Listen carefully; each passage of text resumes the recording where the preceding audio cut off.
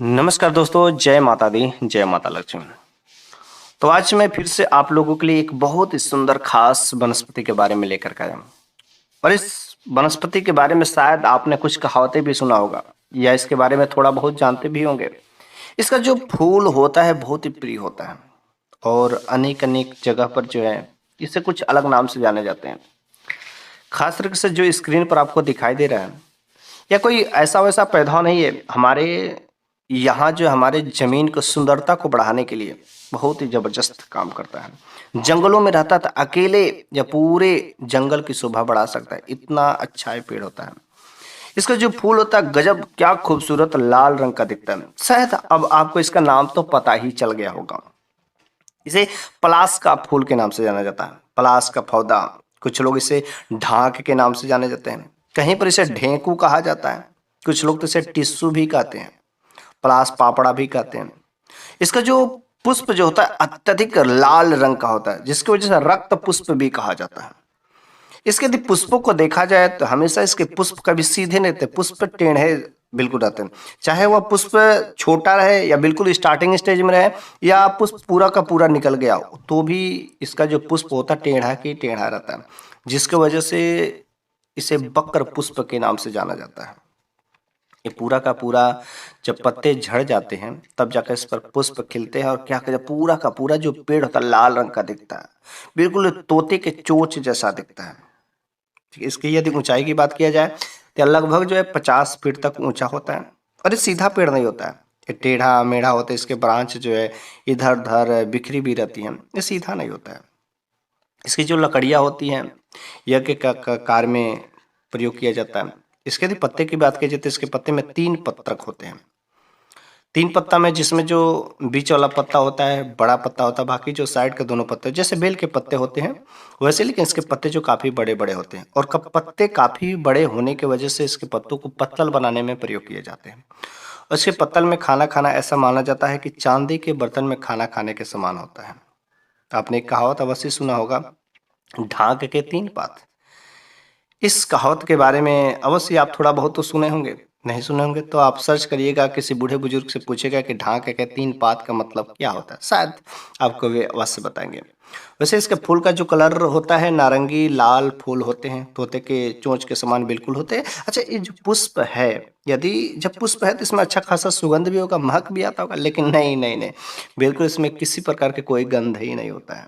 ठीक है, इसको भिगोने पर, इसके जो पुष्प को भिगोने पर पीला रंग निकलता है, जिसे पहले के ज़माने में लोग जो है होली के दिन प्रयोग किया करते थे। इसके पुष्प से अबीर भी बनाया जाता है। इस पौधे से रेशे प्राप्त किए जाते हैं, जिसका रस्सियाँ बनाई जाती है, ब्रश बनाने में प्रयोग किया जाता है। और जो पलाश का पौधा होता है खास तरीके से 3 प्रकार के पाए जाते हैं, सफ़ेद, पीला और नारंगी लाल, जो कि आज के इस वीडियो में मैं आप लोगों को नारंगी लाल वाले के बारे में मैं बात कर रहा हूँ। तो ये रहे हमारे ये जो पलाश का पौधा है, इसके बारे में कुछ खास जानकारियाँ। लेकिन इसके जो औषधि गुण है शायद आपको नहीं पता होगा। ये तो गुड़ है, इसको होली में पहले लोग रंग बनाने में प्रयोग किया करते थे। साथ ही साथ इसके जो औषधि गुण है जो इतने चमत्कारी हैं, जो हमारे अनेक प्रकार के रोगों का खत्म कर सकते हैं। ये जंगल में रहता है तो जंगल की शोभा बढ़ाता है, अगर आपके दरवाजे पर है तो दरवाजे की शोभा बढ़ाएगा। लेकिन खास तरीके से यह जो ऊंची जगह पर पाया जाता है, पहाड़ी क्षेत्र जहाँ पर रहता है उस जगह पर पाया जाता है। जंगल में झाड़ियों में जहाँ पर सूखे होते हैं उस जगह पर भी बड़ी ही सावधानी पूर्वक और अच्छे से पाया जाता है, जिसमें किसी प्रकार की कोई हानिकारक तत्व तो नहीं पाए जाते। लेकिन हम लोगों के कभी कभी आसपास भी जरूरी अवेलेबल होते हैं, जो घरों की शोभा बढ़ाने के लिए कुछ लोग प्रयोग किया जाता है। बाल बगीचा को शोभा बढ़ाने के लिए इसको अपने बागवानी में कुछ लोग लगाते हैं और बहुत ही अच्छा अच्छा दिखता है फूल। तो इसके कुछ जो हमारे चमत्कारी औषधि गुण हैं, उन औषधि गुणों को जानना बहुत ही आवश्यक है। आखिर ये औषधि गुण इतने जबरदस्त होते हैं कि हमारे अनेक प्रकार की बीमारियों का सफाया कर सकते हैं। तो चलिए हम उस पलाश का जो पौधा होता है, पलाश के फूल होता है, पलाश के जो बीज होते हैं, इनके एक एक औषधि गुणों को समझ लेते हैं कि आखिर किस तरीके से हमारे अनेक प्रकार की बीमारियों कैसे कारक सिद्ध होते हैं। ठीक है, पहला नंबर का वह बीमारी है कि यदि आपको यूरिन संबंधी कोई भी समस्या होती है, पेशाब में दिक्कत होती है, जलन होती है, दर्द होती है या पेशाब रुक रुक करके आते हैं, अगर इस प्रकार की समस्या हो तो आप पलाश के फूलों का अवश्य इस्तेमाल करिएगा। क्या करना है, सिंपल सा पहले एक आप उपाय करिएगा, पलाश का फूलों का एक गट्ठर बना करके ठीक है, पलास के फूलों का एक गट्ठर बना करके थोड़ा-सा उसको गरम करके, यदि नहीं भी गरम करते तो ठीक है, थोड़ा-सा उसको गरम करें, नहीं तो वैसे ही गट्ठर बना करके आप उसको अपने नाभि के नीचे अगर कमर में बाँध लेते हैं, तो इससे बहुत आपको आराम मिलेगा मूत्र संबंधी विकार में। इसके साथ ही साथ आप जो अंदर से, अर्थात अंदर से भी इसको सेवन करें तो बड़ी अच्छी बात है। इसका जो बीज होता है, जब बीज सूख जाता है, तो उसके बीजों को क्या करना है, चूर्ण बना लेना है, या इसके बीजों का चूर्ण आपको ओपन मार्केट में अवेलेबल होंगे।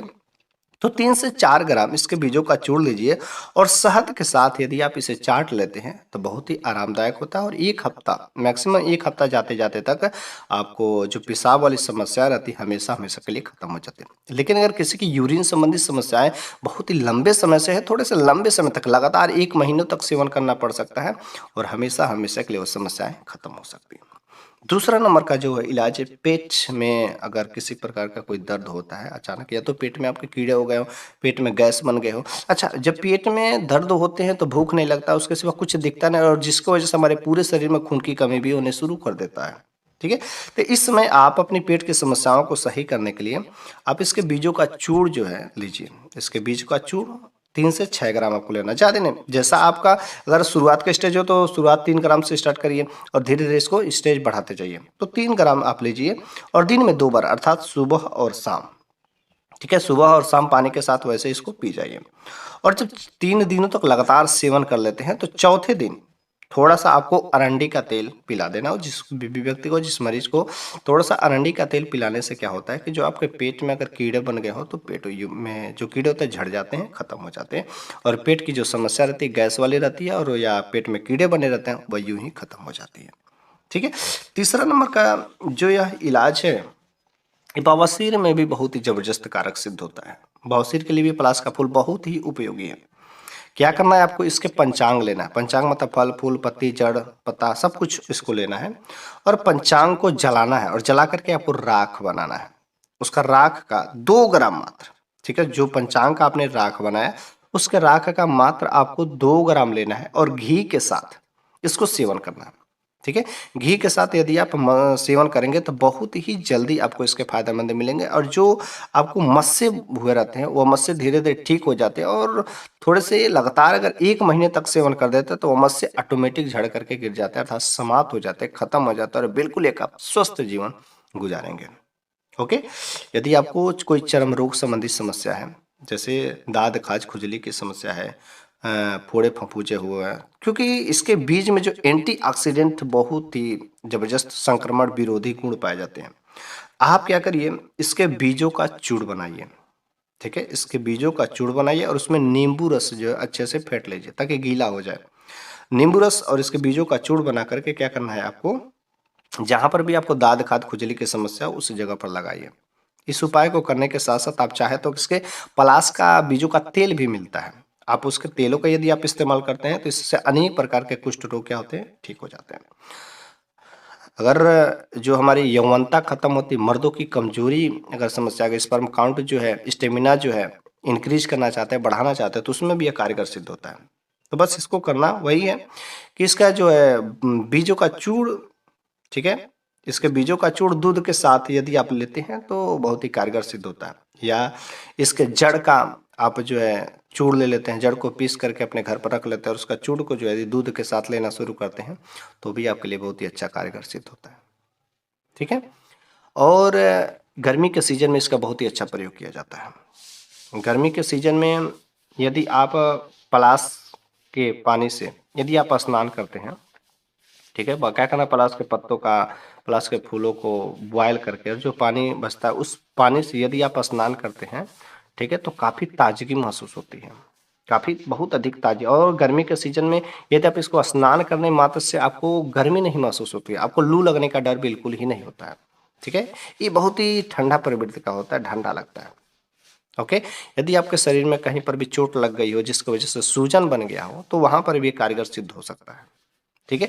करना कैसे है, इसका फूल को लेकर के, इसके फूलों को लेना है, और पानी की भाप से, पानी के भाप से इसको सूती कपड़े में बांध करके, ठीक है? इसके फूलों को सूती कपड़े में बांध करके, और पानी की भाप से जो गठिया जहाँ पर भी हुआ है, गठिया वाली जगह पर उस जगह पर आपको सेकैया करना है और अंत में इसको बांध देना है। अगर इस काम को यदि बार बार करते हैं तो जो वहाँ का सूजन की समस्या रहती है, जो वहाँ पर गठिया हुआ हो तो भी वह बिल्कुल ही समाप्त हो जाता है। सूजन तो बस 2 से 3 बार सेकैया में खत्म हो जाएगा, लेकिन इस काम को बार बार करते हैं तो गठिया वाला भी जगह जो बिल्कुल ठीक हो जाता है। ठीक है। आप यदि जोड़ों का दर्द बना होता है तो जोड़ों के दर्द में भी ये कारगर होता है। इसके बीजों को बारीक पीस करके शहद के साथ जो है इसके बीजों को बारीक पीसना है और शहद के साथ दर्द वाली जगह पर लेप करने से जो जोड़ों का दर्द होता है, मतलब जिस भी जगह पर जोड़ में दर्द हो रहा है उस जगह में कारगर सिद्ध होता है और धीरे धीरे आपको राहत मिलना शुरू हो जाती है। ठीक है। यदि कोई जेंट्स है पुरुष है, पुरुष में जान लीजिए अंडकोश में सूजन हो जाते हैं, जो हाइड्रोसिल जिसको बोलते हैं, हाइड्रोक्सिल में सूजन बन जाते हैं, जिसकी वजह से उन्हें अनेक प्रकार की समस्याओं का सामना करना पड़ता है। ठीक, चलने में भी थोड़ी सी परेशानियां होती हैं, काफी असहजता का सामना करना पड़ता है। तो इस समय भी यह जो है पलाश का पौधा जो कारगर सिद्ध होता है।